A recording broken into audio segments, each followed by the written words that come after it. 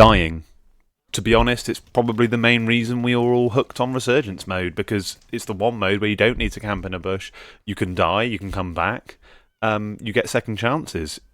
It's a great mode. But if you're anything like me, mastering the actual tactic and strategy behind Resurging can be somewhat difficult and problematic. If you just die and then full send your loadout, which is incredibly tempting, this is what often happens to you. You just die instantly. You're out of the lobby, you're out of the game. If you want to do more of this, you want to pick up some dubs, if you want to win some matches, then I've got some really good practical gameplay tips for you, trying to help you to think about how you might resurge, how you get off the mark in this particular game mode. So, one of the things that we always have to pay attention to is the gun that we drop back in with. I'm dropping back in here with a Vel 46, having died in Vondel. It's a good gun. I'm not entirely sure why I've got a Vel 46 and not a pistol here. I assume it's because it's in the third circle. If you can let me know in the comments below at what point we don't have a pistol anymore and we start having a Vel 46, that would be really helpful. When I start scouring rooftops, I'm looking for somebody who's not paying full attention. I'm looking for somebody who's already in a fight, in an engagement of some kind. Live pings are really helpful. It helps me to keep track of them whilst I also scour other parts of the rooftop. But if I don't see anything, I come back to the original person in question. I'm waiting for him to start shooting at the person below. As soon as I see that, I full send. I do go quite deep there, probably a little bit too steep. It's because I'm trying to get my feet on the ground ASAP. It probably does mean that he gets an alert, a sound alert, saying that I'm on my way down. It does look like he takes some damage from the fight he's in, because as when I land myself, he is plating there. He does turn around and try to get some shots on me, but he does not have a chance in this gunfight at all. I trigger rotational aim assist because I'm on the move. I'm able to hit him square in the chest. The reason why this is such a good strategy is because if I landed on, I don't know, a box, for example, what realistically am I going to pull out of that box? Am I going to pull out all of these things which you can see on the floor right now? Am I going to pull out, let's have a look, almost $10,000, 2 meta guns, the perk package which everybody wants, and a tempered vest? I'm not going to be doing that, am I? Loads of ammo as well. It's clearly a brilliant option. So loot bodies, do not loot boxes. That is one of my main tips. There are occasions when you can full load your loadout. At the end of the first circle, collapsing, with 35 seconds left, your loadout will drop. And I do tend to find that if you full send the loadout at that time, you happen to be up in the air, I do find that's actually not a bad shout. You quite often get hold of your guns this way. So that's not a bad time to full send your loadout. But you do need to be careful, and you do need to time that carefully. Another thing you can do, if you notice that you've got $3,000 like I do here, you can try and land on a buy station, but you are going to have to be careful doing that. It is fraught with a little bit of danger. I'm going to show you a couple of examples in a minute of how it can go wrong, or, you know, not quite go fully to plan. I make sure that I really scour the area. I don't just full send a buy station. I have a good look around, and, you know, finally I see that there is nobody here, and therefore I do drop down. And I pick up my gun, I pick up a plate, and I'm back in the action.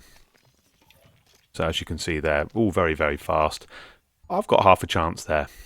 But you do need to be careful with that particular strategy, and this is the example here. So I killed this guy really, really easily. And if you have a look at the tac map in the top left-hand corner, you can see that he's started to resurge there with a little pulse.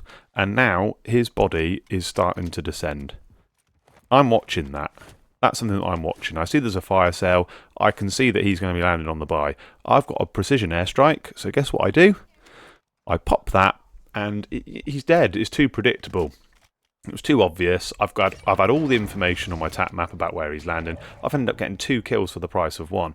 Now that's not a fluke, because I'm about to show you another example of me doing exactly the same thing. I've watched somebody land. I've pulled out my precision airstrike. Again, he was being too predictable. Just have a couple of little pot shots here just to sit him down, really, as much as anything else. He then has to take that precision airstrike, which is coming his way. He's dead. He's out of the lobby. And that's 2 people that have been killed because they're not resurging properly. This is another good example of me successfully looting bodies and not looting boxes.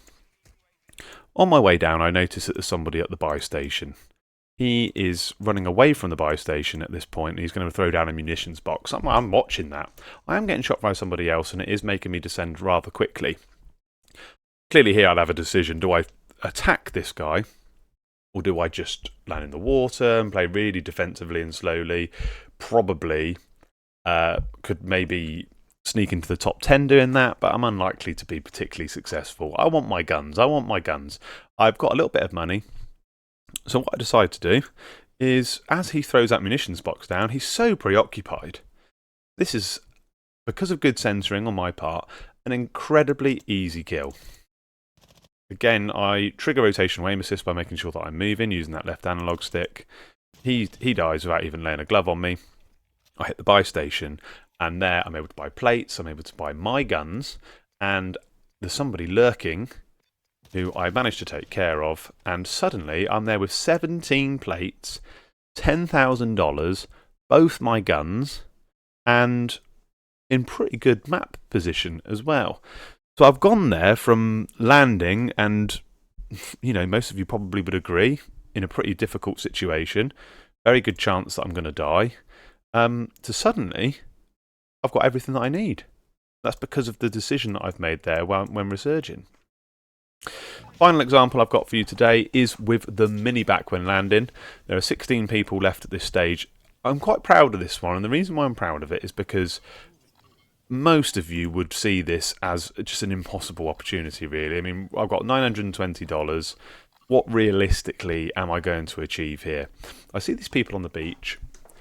The people on the beach are very tempting for me to go for because I can see them. They're fairly out in the open. I might well be able to kill them.